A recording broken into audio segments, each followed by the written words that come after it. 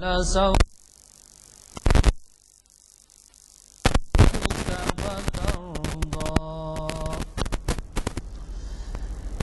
ألم يجدك يتيما فآوى ووجدك ضالا فهدى ووجدك عائلا فأغنى فأما اليتيم فلا تقهر وأما السائل فلا تنهر وأما بنعمة ربك فحدث صدق اللہ العظیم۔ میں بلا مزید کسی کا انتظار کیے کہ یہ امتیاز الدین صاحب ظاہر کروں گا کہ شاہ نشین پر تشریف لائیں۔ البتہ اتنا ضرور کہہ دوں گا میں کہ یہ ہماری جو آج کی نشست ہے یہ 774ویں نشست ہے، اور عید کے دن پیر کے دن جو ہے نشست نہیں رکھی گئی تھی، آج جو رکھی گئی ہے نشست، اس میں عید ملاد بھی ہے۔ آپ سب کو جو ہے عید کی مبارکباد پیش ہے۔ مجھے سید امتیاز الدین صاحب کا تعارف کرانے کی چندہ ضرورت نہیں ہے، شاید ان کے میرا خیال ہے کہ 100 کے قریب تو خطاب ہو چکے ہوں گے، اور ان کے خطابات نمایاں طور پر اخبارات میں شائع ہوتے ہیں، چاہے وہ ہمارے ہاں کے ہوں چاہے کسی اور اس کے متعلق۔ یہ محفل اقبال شناسی کی 774ویں نشست کانفرنس ہال جامع مسجد عالیہ گن فاؤنڈری میں آج بتاریخ 8 اکتوبر 2014 مطابق 12 ذی الحج 1435 شہر شنبہ بعد نماز عصر منعقد ہو رہی ہے۔ میں اور یہ انہوں نے جو عنوان دیا ہے وہ عنوان ہے اقبال کی ایک نظم کا تجزیہ۔ حضرات، چندہ ضرورت نہیں ہے مجھے یہ کہنے کی کہ ہم اقبال کے اس کلام سے ڈیل کرتے ہیں جو قرآن، حدیث اور تاریخ اسلام اس سے متعلق ہوتے ہیں۔ ویسے تو اقبال کے بہت زیادہ عنوانات ہیں، ان کے کلام کے مجموعوں کے اور کلام کے صنفوں کے، مثنوی بھی ہے، شاید رباعی بھی ہے، اور غزلیات یا کلام میں اور کوئی صنف ہو تو وہ بھی ہے، لیکن ہم جو ڈیل کرتے ہیں وہ اسی طرح سے جو ہوتے ہیں وہ کریے۔ اور دوسرا اعلان یہ ہے کہ آج ہمارے اگلے ہفتے کے اعلامیے، یعنی اعلامیہ نمبر 544 بھی آ گیا ہے، اگر کسی صاحب کو نہ ملا ہو تو لے لیں، اور یہ اعلامیہ آپ ایک نہ لیں، 2 4 لیں، اپنے محلے کی مسجد میں بھی لگائیں اور لوگوں کو ترغیب بھی دیں اس میں شرکت کرنے کی۔ میں ہمارے آج کے مخرج صاحب سے گزارش کرتا ہوں کہ وہ شاہ نشین پر کلام اقبال معین الدین حسینی صاحب سنائیں۔ کون؟ اچھا، کلام اقبال بھی سننا چاہ رہے ہیں ہمارے امتیاز صاحب سے خود، آئیے۔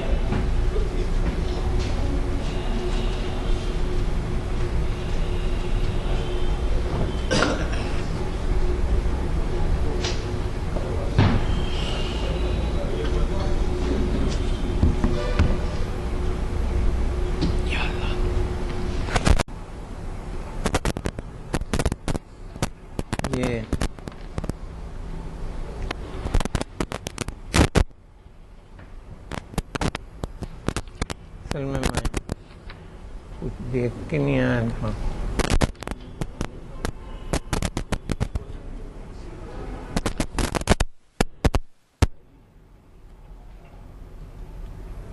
پھر چراغ لالا سے روشن ہوئے کو ہو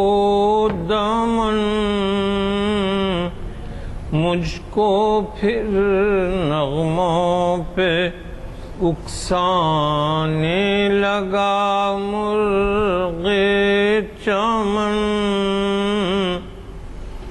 پھول ہیں صحرا میں یا پریاں قطار اندر قطار، اودے اودے نیلے نیلے پیلے پیلے پیرہن، حسن بے پرواہ کو اپنی بے نقابی کے لیے ہوں اگر شہروں سے بن پیارے تو شہر اچھے کے بن،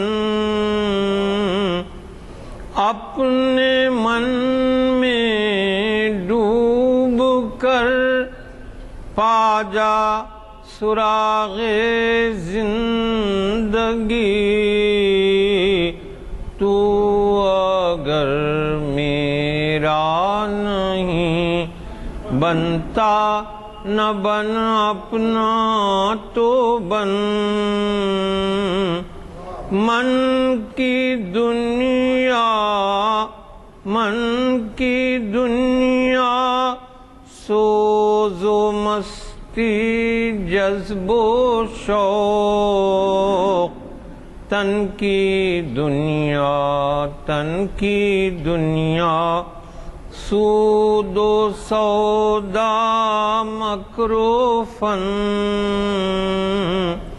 من کی دولت ہاتھ آتی ہے تو پھر جاتی نہیں، تن کی دولت چھاؤں ہے آتا ہے دھن جاتا ہے دھن، من کی دنیا میں نہ پایا میں نے افرنگی کا راج، من کی دنیا میں نہ دیکھے میں نے شیخ و برہمن، پانی پانی کر گئی مجھ کو قلندر کی یہ بات، تو چکا جب غیر کے آگے نہ من تیرا نہ تن۔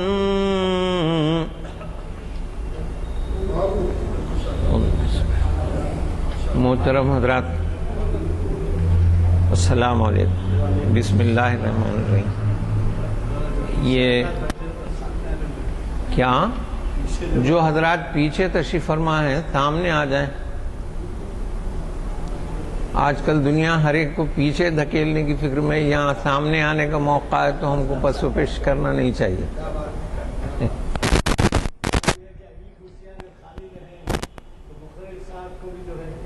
یوں بھی بقرعید کی وجہ سے اسٹرینتھ میں سمجھتا ہوں کم ہے نا؟ ٹھیک ہے،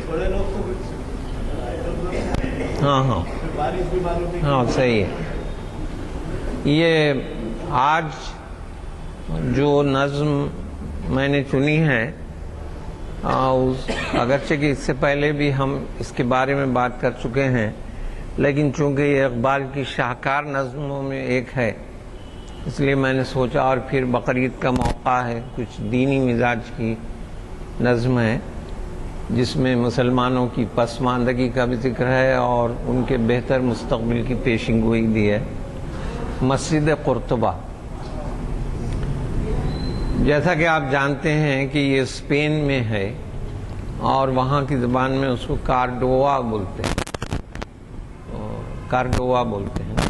تو اقبال کی اتنی عمدہ نظم ہے کہ اقبال کے ایک پرستار تھے جو خود بھی بہت اچھے شاعر تھے، جگناتھ آزاد، تو ان کو یہ نظم اتنی پسند تھی کہ وہ خاص طور پہ اسپین جا کے انہوں نے مسجد قرطبہ کو دیکھا کہ آخر یہ مسجد کتنی خوبصورت ہے کہ اقبال نے اتنا خوبصورت گویا ان کی نظم کی ہے۔ جیسا کہ آپ جانتے ہیں کہ مسجد قرطبہ جب اسپین میں مسلمانوں کی حکومت تھی اس وقت بنائی گئی تھی، اور یہ اصل میں اس کی تعمیر کا سلسلہ جو ہے 796 عیسوی میں یہ مکمل ہوئی، اور وہ جو بادشاہ اس وقت تھے اسپین میں ان کا نام تھا سلطان عبد الرحمن الداخل۔ اور اس کے بعد ظاہر ہے کہ جب زوال ہوا اسلامی حکومت کا وہاں، تو 1236 میں یہ مسجد انہوں نے اس کو گرجا میں تبدیل کر دیا، عیسائیوں نے جب وہ اس پہ قابض ہو گئے تو۔ لیکن یہ اب اگرچہ کہ وہاں نماز نہیں ہوتی ہے، لیکن جو مسجد کا جو رنگ روپ ہے وہ جیسا کا ویسا ہے، اور کہا جاتا ہے کہ جب جامع مسجد دہلی شاہ جہاں نے بنائی تھی تو اس پر 10 لاکھ روپے کا خرچہ آیا تھا اس زمانے میں، اور یہ مسجد جو ظاہر ہے کہ کئی سو سال پہلے جب یہ بنائی گئی، اس پر 1.5 کروڑ کا خرچہ آیا، اور یہ اس کا یہ ہے کہ اس میں 1417 ستون ہیں، اور 10,000 فانوس اس زمانے میں لگے ہوئے تھے، اور کچھ چاندی کے بھی تھے، اور اس میں روزانہ محض فانوس جلانے کے لیے 36 سیر تیل استعمال ہوتا تھا، تو بہت ہی بقع نور بن جاتا تھا، اور 300 فراش سویپرز مقرر تھے جو اس کی صفائی کی نگرانی کرتے تھے، صفائی کرتے تھے۔ تو لیکن اس کے بعد ہوا یہ کہ جب عیسائیوں کا قبضہ ہو گیا اسپین میں، تو مسلمان خود زوال پذیر ہو گئے، اور کوئی نماز پڑھنے والا نہیں رہا، اذان دینے والا نہیں رہا۔ جب اقبال راؤنڈ ٹیبل کانفرنس کے سلسلے میں گئے تو انہوں نے اسپین میں اس مسجد کو جا کے دیکھا، اور وہاں پر اندر اجازت لے کر جانا پڑا، تو اقبال کی آنکھیں نم ہو گئیں اور وہ بے حد متاثر ہوئے کہ ایک ایسی شاندار مسجد ہے لیکن مصلیوں سے محروم ہے، اور اس میں اذان بھی نہیں ہوتی ہے اور نماز بھی نہیں ہوتی ہے۔ تو انہوں نے وہ نگران کار جو تھا اس سے پوچھا کہ میں اجازت ہو تو میں 2 رکعت نماز پڑھ لینا چاہتا ہوں۔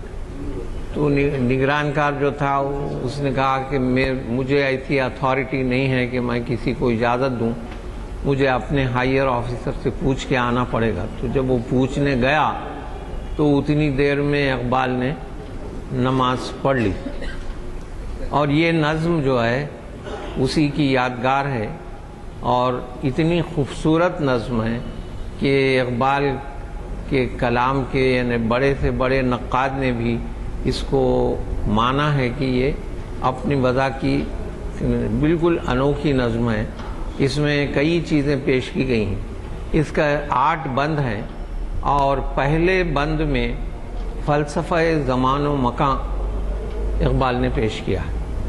جیسے زمانے کو، حدیث شریف ہے کہ زمانے کو برا مت کہو کیونکہ زمانہ خود جو ہے خدا ہے، یعنی مطلب یہ زمانہ نہیں جس کو ہم عام طور پہ سمجھتے، یہ جو مطلق زمانہ ہے کہ جس کی کل بالکل اللہ اپنے ہاتھ میں رکھتا ہے، جس کو کوئی آدمی سمجھ نہیں سکتا، اور یہ جو ہم دیکھتے ہیں دن اور رات، صدی، برس، مہینے، یہ تسلسل زمان ہے۔ تو اقبال یہ کہتے ہیں کہ سلسلہ روز و شب، اسی کو گویا زمانہ انہوں نے بیان کیا ہے۔ پہلے بند میں 2 باتیں ہیں، ایک تو فلسفہ زمان اور مکان، اور اس کے ساتھ ساتھ زمانے کی ناپائیداری کہ ہر چیز جو ہے فانی ہے اور ختم ہونے والی، یہ گویا اس نظم کا ابتدائیہ ہے۔ تو اقبال یہ کہتے ہیں کہ سلسلہ روز و شب نقش گر حادثات، سلسلہ روز و شب اصل حیات و ممات۔ حیات تو بولتے ہیں زندگی کو، ممات بولتے ہیں موت کو۔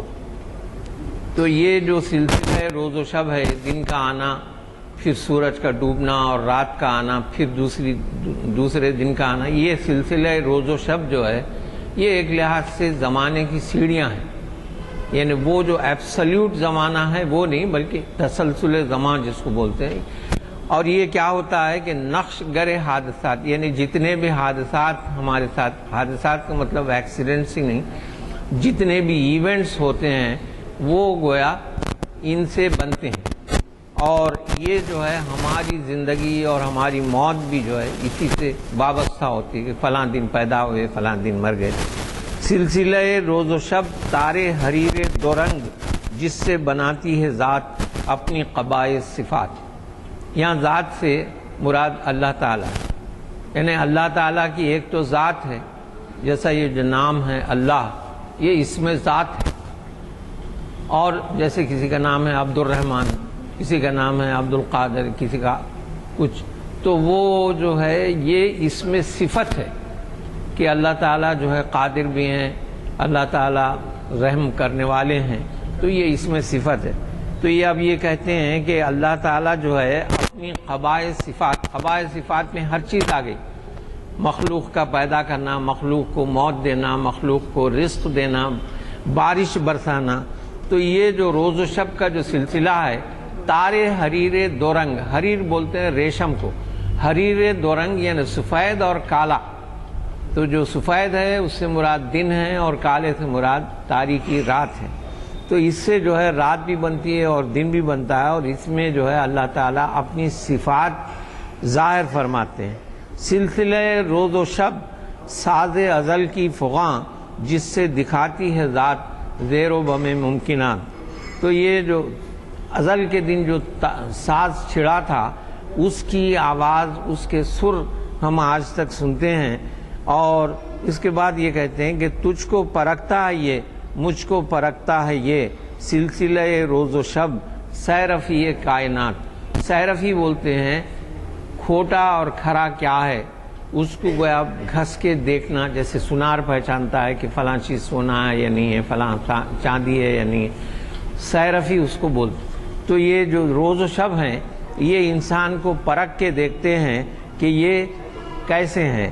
اور تو ہو اگر کم عیار، یعنی تیری قیمت اگر کم ہے اور میں ہوں اگر کم عیار، موت ہے تیری برات، موت ہے میری برات۔ برات کے معنی نجات کے ہیں، یعنی ختم ہو جانا کسی چیز کا۔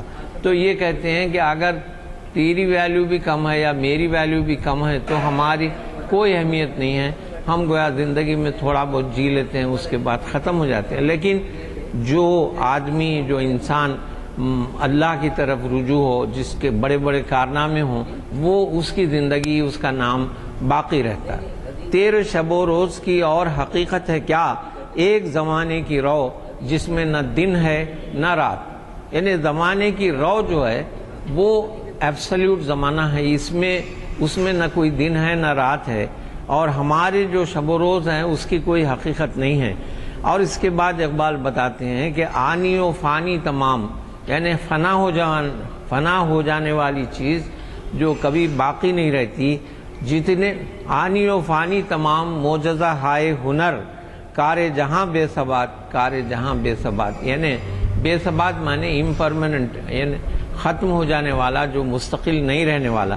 تو دنیا کے جتنے بھی کارنامے ہیں، بڑی سے بڑی کتاب ہو، بڑے سے بڑا شاعر ہو، مصور ہو، ہر ایک کے جو بھی کارنامے ہیں وہ کوئی 200 سال تک باقی ہے، کوئی 400 سال تک باقی ہے، لیکن ہر ایک کو فنا آنا لازمی ہے۔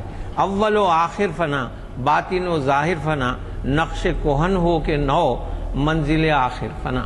یعنی ہر چیز جو ہے، جو اس کا ابتدا ہو اور آخر ہو، وہ فنا ہو جانے والی ہے، ختم ہو جانے والی ہے، اور کوئی پرانا نقش ہو یا نیا نقش ہو وہ بھی ختم ہو جانے والا ہے۔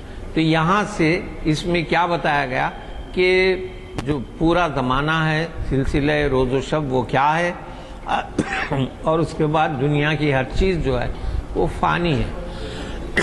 اس کے بعد اقبال کی دوسرا بند جو شروع ہوتا ہے اس میں ایک نیا موڑ، اگرچہ کہ ہر چیز فانی ہے لیکن ہے مگر اس نقش میں رنگ ثبات دوام، یعنی لیکن یہ جو نقش ہے انسانی نقش ہے اس میں پرماننٹ فیچرز بھی ہوتے ہیں جو ہمیشہ باقی رہتے ہیں۔ وہ کیسے ہوتے ہیں؟ جس کو کیا ہو کسی مرد خدا نے تمام، یعنی جو مومن ہوتا ہے اور جو اللہ کے لیے کوئی کام کرتا ہے وہ باقی رہ جاتا ہے۔ مرد خدا کا عمل عشق سے صاحب فروغ، عشق ہے اصل حیات، موت ہے اس پر حرام، یعنی عشق الہی سے متاثر ہو کے جو کام کیا جاتا ہے خالص اللہ کے لیے وہ باقی رہنے والا عمل ہے اور اس کو ترقی بھی ملتی ہے۔ تند و سبک سیر ہے گرچہ زمانے کی رو، عشق خود ایک سیل ہے سیل کو لیتا ہے تھام۔ سیل بولتے ہیں دھارے کو، سمندر کو۔ یہ جو ہے اگرچہ کہ بہت ہی تیزی سے بہنے والا زمانہ ہے لیکن عشق جو ہے ایک ایسا سمندر ہے جو اس کو بھی تھام لیتا ہے۔ عشق کی تقویم میں عصر رواں کے سوا اور زمانے بھی ہیں جن کا نہیں کوئی نام، یعنی عشق کی جو جنتری ہے یا کیلنڈر ہے اس میں موجودہ زمانے کے علاوہ بھی اور زمانے ہیں جن کا نام ابھی ہم کو معلوم نہیں ہے۔ عشق دم جبرائیل، عشق دل مصطفیٰ، عشق خدا کا رسول، عشق خدا کا کلام۔ تو عشق کیا ہے اس کی تفصیل بیان کرتے ہیں اقبال۔ جبرائیل علیہ السلام وہ انتہائی مقرب فرشتے ہیں اللہ کے جو وحی لانے کا کام کرتے ہیں۔ جو آخری وحی حضور صلی اللہ علیہ وسلم پر آئی قرآن کریم، اس سے پہلے بھی پیغمبروں کے پاس جبرائیل علیہ السلام جاتے رہے۔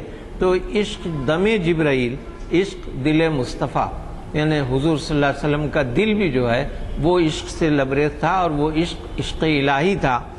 عشق خدا کا رسول، عشق خدا کا کلام، عشق کی مستی سے ہے پیکر گل تابناک۔ گل بولتے ہیں مٹی کو، پیکر گل یعنی انسان۔ عشق کی مستی سے ہے پیکر گل تابناک، عشق ہے صحبائے خام، عشق ہے کاس الکرام، یعنی عشق جو ہے ایک شراب کی طرح ہے اور کاس الکرام کے معنی سخی کے ہیں، یعنی بہت بینیولنٹ اور یعنی جو خرچ کرنے والا ہے لوگوں پر۔ عشق فقیہ حرم، عشق امیر جنود، عشق ہے ابن السبیل، اس کے ہزاروں مقام۔ عشق جو ہے فقیہ حرم بھی ہو سکتا ہے، عشق فوجوں کا سپہ سالار بھی ہو سکتا ہے، اور عشق ایسا مسافر ہے جو ہزار مقامات سے گزرتا ہے۔ عشق کے مضراب سے نغمہ تار حیات، عشق سے نور حیات، عشق سے تار حیات۔ اس کے بعد تیسرا بند ہے جس میں اقبال گویا مسجد قرطبہ سے مخاطب ہوتے ہیں اور یہ کہتے ہیں کہ تو اس لیے لازوال ہے، تو اس لیے ابھی یعنی حالانکہ تیرے پاس اب نماز نہیں ہوتی ہے لیکن تیرا وجود ابھی باقی ہے۔ اس کی وجہ یہ ہے کہ تیرا وجود بھی عشق سے، عشق الہی سے وابستہ ہے۔ اے حرم قرطبہ، عشق سے تیرا وجود، عشق سراپا دوام جس میں نہیں رفت و بود۔ رنگ ہو یا خشت و سنگ، چنگ ہو یا حرف و صوت، معجزہ فن کی ہے خون جگر سے نمود۔ یعنی رنگ ہو یا خشت بولتے ہیں اینٹ کو، سنگ تو پتھر کو بولتے ہیں، چنگ باجے کو یعنی مضراب یا جو ساز ہوتا ہے، یا حرف و صوت، یعنی یہ تمام چیزیں جو ہوتی ہیں معجزہ فن کی ہے خون جگر سے نمود، کہ جب تک اس میں خون جگر شامل نہ ہو وہ معجزہ نہیں بن سکتا۔ قطرہ خون جگر سل کو بناتا ہے دل، خون جگر سے صدا سوز و سرور و سرود۔ یعنی خون جگر ایسی چیز ہے جو پتھر کو بھی دل بنا دیتا ہے اور اس سے جو ہے سوز و سرور کی کیفیت پیدا ہوتی ہے۔ تیری فضا دل فروز، میری نواسی نہ سوز۔ اب اقبال گویا اپنے آپ کو بھی عشق سے وابستہ کرتے ہیں اور یہ کہتے ہیں کہ تیری فضا دل فروز، میرا دل بڑھا رہی ہے، اور میری جو آواز ہے اس سے میرا جگر، میرا سینہ جو ہے چھلنی ہو رہا ہے، اور دوسروں کے سینے پر بھی اس کا اثر ہوتا ہے۔ تجھ سے دلوں کا حضور، مجھ سے دلوں کی خشود، یعنی تیرے پاس آ کر لوگ حاضر ہو جاتے ہیں، یعنی حضوری قلب کے ساتھ تیرے پاس آتے ہیں، اور میں دلوں کو اپنے کلام کے ذریعے سے کھولتا ہوں۔ عرش معلیٰ سے کم سینہ آدم نہیں، گرچہ کف خاک کی حد ہے سپہر کبود، یعنی جب سینہ آدم، جب اس میں اللہ کی محبت، رسول کا اسوہ جب آ جاتا ہے تو پھر وہ جو ہے عرش معلیٰ سے بھی اونچا ہو جاتا ہے۔ حالانکہ عام حالتوں میں یہ جو کف خاک ہے، یعنی انسان ہے، اس کی حیثیت یہ ہے کہ اس کی حد آسمان سے بڑھ کے نہیں ہے، آسمان سے آگے وہ دیکھ بھی نہیں سکتا۔ پیکر نوری کو ہے سجدہ میسر تو کیا، اس کو میسر نہیں سوز و گداز سجود۔ یہاں پر اقبال یہ بتاتے ہیں کہ فرشتہ بھی انسان سے کمتر ہے، کہ پیکر نوری یعنی فرشتہ، پیکر نوری کو ہے، پیکر نوری فرشتہ، پیکر خاکی انسان، اور جو شیطان تھا وہ تو آگ کا بنا ہوا تھا، تو پیکر ناری ہے وہ، تو پیکر نوری جو ہے وہ فرشتہ ہے۔ اقبال یہ کہتے ہیں کہ کتنے فرشتے ہیں جو ہمیشہ سجدے میں رہتے ہیں، کتنے ہیں جو ہمیشہ رکوع میں رہتے ہیں، کتنے ہیں جو اور کسی اور عبادت کی حالت میں رہتے ہیں، لیکن وہ حکم خداوندی ہے، وہ کر رہے ہیں، اس کے پابند ہیں۔ لیکن انسان جو ہے وہ فرشتے سے بڑھ کے ہے، کیونکہ اس کے اندر عشق الہی کی لگن ہے اور اس کی روشنی ہے۔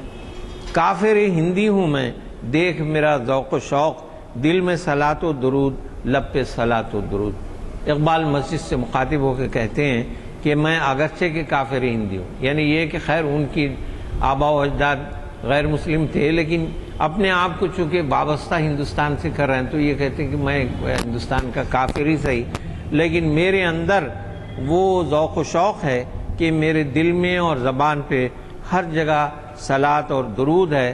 شوق میری لے میں ہے، شوق میری نئے میں ہے، نغمہ اللہ ہو میرے رگو پے میں ہے۔ یہ دوسرا بند ختم، تیسرا بند ختم ہوا۔ اس کے بعد ہے تیرا جلال و جمال مرد خدا کی دلیل، یعنی جن لوگوں نے تجھے بنایا ہے وہ انہوں نے اس کو اس طرح تعمیر کیا ہے کہ اللہ کا جلال و جمال بھی تیرے در و دیوار سے ٹپک رہا ہے، وہ بھی جلیل و جمیل، تو بھی جلیل و جمیل۔ اللہ کی جو صفات ہیں ان میں یہ ہے کہ اللہ تعالیٰ خود بھی جمیل ہیں اور جمال کو پسند فرماتے ہیں، تو اللہ بھی جلیل ہے۔ اور یہ جو مسجد ہے چونکہ اللہ کے اس کے برکات کی مظہر ہے، اس لیے اس میں بھی جلال و جمال کی کیفیت ہے۔ تیری بنا پائیدار تیرے ستون بے شمار، شام کے صحرا میں ہو جیسے ہجوم نخیل۔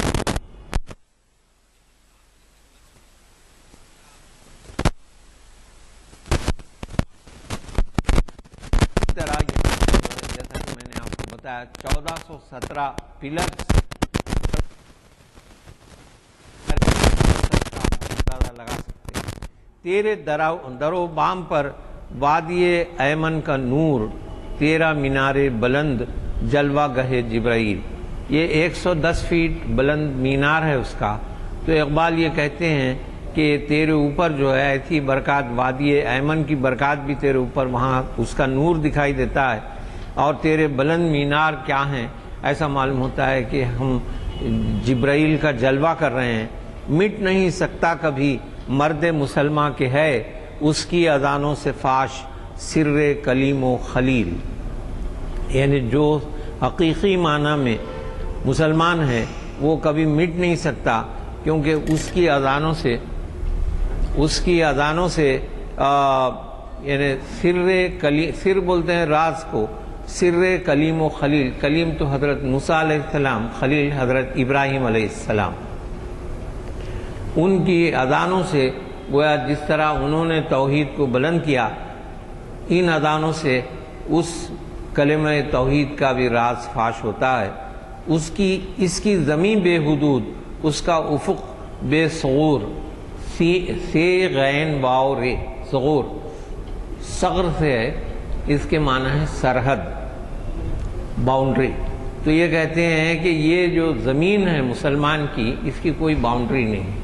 جیسا کہا جاتا ہے کہ ملک خدا تنگ نیس، تو مسلمان کے لیے کوئی زمین کی کوئی حد نہیں ہے. ساری زمین اس کے لیے مسجد ہے، جیسا کہ حضور کا ارشاد ہے.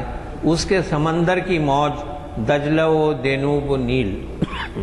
جب سلطنت عثمانیہ پھیلی ہوئی تھی تو یہ پورے دجلہ تو عراق میں ہے، دینیوب یورپ میں ہے، نیل مصر میں ہے. اتنے بڑے علاقے پہ سلطنت عثمانیہ پھیلی ہوئی تھی، تو اتنے بڑے حدود اس کے تھے. اس کے زمانے عجیب، اس کے فسانے غریب، عہد کہن کو دیا اس نے پیام رحیل. یہ کہتے ہیں کہ مسلمانوں کے علمی کارناموں کی طرف اقبال کا اشارہ ہے کہ پرانے زمانے کو ان لوگوں نے رخصت کر دیا.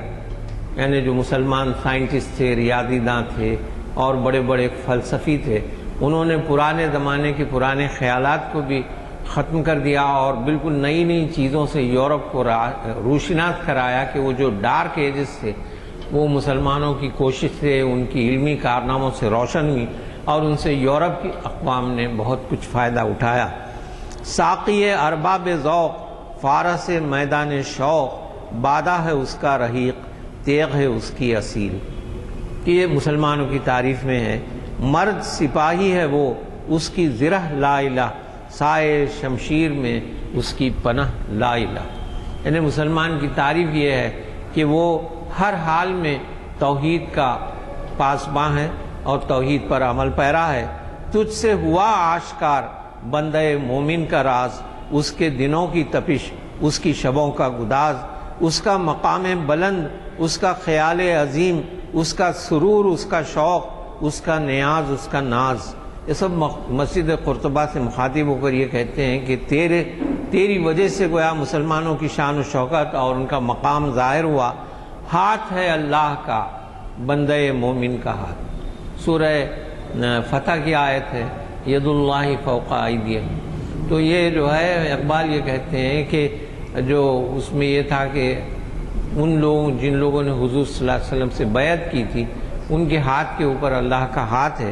تو ہاتھ ہے اللہ کا، بندہ مومن کا ہاتھ، غالب و کار آفری، کار کشا، کار ساز. یہ کیسا ہاتھ ہے کہ جو فتح مند بھی ہوتا ہے اور جس سے کام بھی سرزد ہوتے ہیں اور جو دوسروں کا کام بھی نکالتا ہے، یعنی مدد کرتا ہے. خاکی و نوری نہاد، بندہ مولا صفات. یعنی جو اللہ کے بندے ہیں، جو خاص اللہ کے پاکیزہ بندے ہیں، ان میں فرشتوں کی صفت بھی ہوتی ہے اور انسان کی صفت بھی ہوتی ہے. ہر دو جہاں سے غنی اس کا دل بے نیاز. یعنی وہ ایسا دل ہے اس کا کہ وہ روپے پیسے کی لالچ اس کو نہیں ہوتی. اس کی امیدیں قلیل، اس کے مقاصد جلیل. یعنی وہ زیادہ ایسپائر نہیں کرتا، زیادہ امیدیں نہیں رکھتا، اور لیکن اس کے جو عزائم ہیں، اس کے جو ٹارگٹس ہیں وہ بہت ہائی ہوتے ہیں اور ان کی کوشش میں جاتا ہے. اس کی ادا دل فریب، اس کی نگاہ دل نواز، نرم دمے گفتگو، گرم دمے جستجو. یعنی وہ بات چیت میں تو نہایت نرم ہوتا ہے، لیکن جب وہ کسی اسٹرگل میں لگتا ہے تو پوری ہمت کے ساتھ، گرمی کے ساتھ لگتا ہے. رزم ہو یا بزم ہو، رزم تو جنگ کو بولتے ہیں، بزم محفل کو بولتے ہیں. رزم ہو یا بزم ہو، پاک دل و پاک باز، نقطۂ پرکار حق مرد خدا کا، نقطۂ پرکار حق مرد خدا کا یقین، اور یہ عالم تمام وہم و طلسم و مجاز. یہ دنیا جو ہے یہ اوہام سے بھری ہوئی ہے، جادو جو بالکل بیکار چیز ہے اس سے بھری ہوئی ہے، مجاز جو حقیقت سے دور ہے، محض افسانوی باتیں ہیں. یہ تمام یہ دنیا ہے. لیکن جو مومن ہوتا ہے وہ ایک حق کے اطراف گھومتا ہے، اللہ کے اطراف نقطۂ پرکار حق مرد خدا کا یقین. عقل کی منزل ہے وہ، عشق کا حاصل ہے وہ، حلقہ آفاق میں گرمی محفل ہے وہ. کعبہ ارباب فن، سطوت دین مبین. دین مبین کیا؟ اسلام. اس کی شان و شوکت جو ہے وہ بھی مسلمانوں سے ظاہر ہوئی. تجھ سے حرم مرتبت اندلسیوں کی زمین. اندلس اسپین کو بولتے تھے. تو یہ مسجد ایسی بنی ہوئی ہے کہ جو اسپین کے اس زمانے کے رہنے والے تھے وہ گویا کعبۃ اللہ کے ہم نشین بن گئے. ہے تہ گردوں اگر حسن میں تیری نظیر قلب مسلمہ میں ہے اور نہیں ہے کہیں. یعنی تو اتنی خوبصورت ہے کہ تیری نظیر تجھ جیسی حسین چیز گویا مسلمان کے دل ہی میں ہو سکتی ہے، دنیا میں تو نہیں ہو سکتی. آہ وہ مردان حق، وہ عربی شہسوار، حامل خلق عظیم، صاحب صدق و یقین. یعنی مسلمانوں کی اس زمانے کے جو مسلمان تھے وہ مردان حق تھے، اور وہ ایسے تھے کہ خلق عظیم ان میں تھی. یہ خلق عظیم کی صفت حضور صلی اللہ علیہ وسلم کے لیے فرمائی گئی کہ آپ کے جیسے اخلاق گویا انتہائی اخلاق کریمانہ ہیں. صاحب صدق و یقین، جن کی حکومت سے ہے فاش یہ رمز غریب، سلطنت اہل دل فقر ہے شاہی نہیں. یعنی اس زمانے کے جو بادشاہ تھے وہ بالکل فخر و فاقہ کی زندگی بسر کرتے تھے، شان و شوکت سے دور رہتے تھے. جن کی نگاہوں نے کی تربیت شرق و غرب، ظلمت یورپ میں تھی جن کی خرد راہ بھی. یعنی اس زمانے میں یورپ کے ڈارک ایجز میں انہی لوگوں نے تربیت کی، جن کے لہو کے طفیل آج بھی ہیں اندلسی، خوش دل و کرم اختلاط، سادہ و روشن جبیں. یعنی ان کا جو جین ہے، یعنی اس زمانے کی ان کی جو نسل ہے ابھی تک چل رہی ہے. وہ اسلام باقی نہیں رہا، لیکن وہ جو عربوں کی نسل ابھی تک چل رہی ہے ان کے چہروں سے آج بھی اس دیس میں عام ہے چشم غزال. یعنی ایسی آنکھیں نظر آتی ہیں جو ہرن کی آنکھیں ہیں، اور نگاہوں کے تیر آج بھی ہیں دل نشیں. یعنی وہ جو حسن کی کیفیت تھی، اگرچہ کہ اسلام وہاں سے ختم ہو گیا، لیکن وہ خون جو مسلمانوں کا تھا، عربی شہسواروں کا تھا، وہ ان کی رگوں میں دوڑ رہا ہے، اور میں ان کے چہروں پر وہ آثار دیکھ رہا ہوں، ان کے باقیات دیکھ رہا ہوں. بوئے یمن آج بھی اس کی ہواؤں میں ہے، رنگ حجاز آج بھی اس کی نواؤں میں ہے، دیدہ انجم میں ہے تیری زمین آسمان. اتنا عمدہ مصرع ہے کہ جو ستارہ اوپر سے دیکھتا ہے مسجد قرطبہ کو تو وہ ایسا معلوم ہوتا ہے کہ یہ زمین نہیں آسمان ہے. آہ کے صدیوں سے ہے تیری فضا بے اذاں. یہاں پر اقبال ماتم کرتے ہیں کہ جو مسجد قرطبہ ہے وہاں پر اذان نہیں ہو رہی ہے. کون سی وادی میں ہے، کون سی منزل میں ہے عشق بلاخیز کا قافلہ سخت جہاں. یعنی مسلمان کیوں ابھی تک نہیں پہنچے، کیوں ابھی تک وہ اپنا کھویا ہوا اقتدار حاصل نہیں کر سکے، جبکہ دنیا انقلابات سے گزر رہی ہے. دیکھ چکا المنی یعنی اٹیلین شورش اصلاح دین، ریفارمیشن کے جو موومنٹ آیا تھا، جس نے نہ چھوڑے کہیں نقش کوہن کے نشاں. یعنی جس سے اس زمانے میں جو پوپ کا، چرچ کا جو اقتدار تھا وہ ختم ہوا. حرف غلط بن گئی عصمت پیر کنشت یعنی چرچ کی، اور ہوئی فکر کی کشتی نازک رواں. چشم فرانسیس بھی دیکھ چکی انقلاب، یعنی فرینچ ریولوشن بھی آ گیا، جس سے دیگرگوں ہوا مغربیوں کا جہاں. ملت رومی نژاد کوہنا پرستی سے بیر، لذت تجدید سے وہ بھی ہوئی پھر جوان. یعنی رینیساں جو ایک موومنٹ آیا تھا اس کی طرف اشارہ ہے. روح مسلمہ میں ہے آج وہی اضطراب، راز خدائی ہے یہ کہہ نہیں سکتی زبان. یعنی مسلمانوں کے اندر بھی گویا ایک انقلاب کی کیفیت پیدا ہو رہی ہے، لیکن یہ اللہ کا راز ہے جو ابھی ظاہر نہیں ہوا. دیکھیے اس بحر کی تہ سے اچھلتا ہے کیا، گنبد نیلوفری رنگ بدلتا ہے کیا. یعنی آسمان کا کیا رنگ ہوتا ہے. وادی کوہسار میں غرق شفق ہے صحاب، لال بدخشاں کے ڈھیر چھوڑ گیا آفتاب. یعنی کوہسار کی وادی میں سورج ڈوب رہا ہے، یہ منظر اقبال بیان کرتے ہیں. دریا کے کنارے وہ بیٹھے ہوئے ہیں، اور ایسا معلوم ہو رہا ہے کہ جیسے سورج نے جاتے جاتے کئی موتی بکھیر دیے ہوں. سادہ و پرسوز ہے دختر دہقاں کا گیت، سادہ و پرسوز ہے دختر دہقاں کا گیت، کشتی دل کے لیے سیل ہے عہد شباب. کہ ایک کسان کی لڑکی جا رہی ہے گیت گاتے ہوئے، جو میرے لیے میرے دل کے لیے گویا ایک سمندر بن گئی ہے کہ میں اس میں تیر سکوں. آب روان کبیر یعنی گواڈل کیور جو دریا ہے وہاں کا، آب روان کبیر تیرے کنارے کوئی. یعنی شاعر خود اپنے آپ کو بول رہا ہے کہ اے دریا تیرے کنارے میں ہوں، تیرے کنارے کوئی دیکھ رہا ہے کسی اور زمانے کے خواب. یعنی کسی فیوچر کا خواب میں دیکھ رہا ہوں. عالم نو ہے ابھی پردہ تقدیر میں، میری نگاہوں میں ہے اس کی سحر بے حجاب. اگرچہ کہ وہ زمانہ آیا نہیں ہے اور ابھی وہ چھپا ہوا ہے پردہ تقدیر میں، لیکن مجھے ایسا معلوم ہوتا ہے کہ میری آنکھوں میں اس کی صبح ابھی نمودار ہو چکی ہے. پردہ اٹھا دوں اگر چہرہ افکار سے، لا نہ سکے گا فرنگ میری نواؤں کی تاب. یعنی میں جو کچھ کہوں گا اس سے یہ جو ویسٹرن لوگ ہیں وہ تاب نہیں لا سکیں گے. یہ سن کر کے مسلمانوں کو پھر عروج ہوگا. اور یہ جو مسجد آج ویران پڑی ہوئی ہے وہ انشاءاللہ کسی دن یہاں پر بھی اذانیں سنی جائیں گی اور یہاں پر بھی نمازیں ہوں گی. روح امم جس میں نہ ہو انقلاب، موت ہے وہ زندگی، روح امم کی حیات کشمکش انقلاب. اقبال یہاں بتاتے ہیں کہ جو قوموں کی روح ہوتی، امت سے یعنی قوموں کی جو روح ہوتی ہے وہ انقلاب سے ہوتی ہے. جب تک آپ سٹرگل نہ کریں اس وقت تک ترقی نہیں کر سکتے اور فتح یاب نہیں ہو سکتے. صورت شمشیر ہے دست قضا میں وہ قوم، کرتی ہے جو ہر زمان اپنے عمل کا حساب. اس لیے ہم کو ضرورت ہے کہ ہم اپنے عمل کا حساب کریں.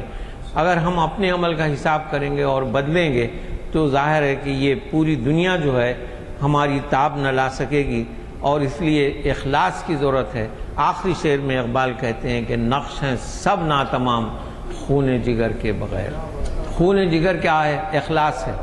نقش یعنی کوئی بھی آپ چھوٹی سی تصویر بھی اتاریں، ایک لکیر بھی کھینچیں تو اس میں اپنا خون جگر، اپنی پوری محنت، اخلاص شامل کریں تو نقش ہیں سب جب تک یہ نہ ہو ہر نقش ناتمام رہ جائے گا. نقش ہیں سب ناتمام خون جگر کے بغیر، نغمہ ہے سودائے خام خون جگر کے بغیر. یعنی نغمہ جو ہے ایک جنون کا بن جاتا ہے اگر اس کے اندر بھی خون جگر شامل نہ ہو.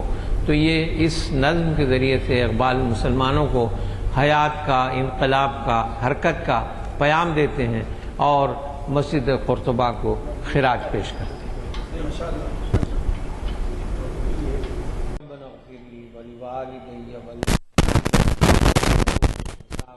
وصلی اللہ تعالی علی سیدنا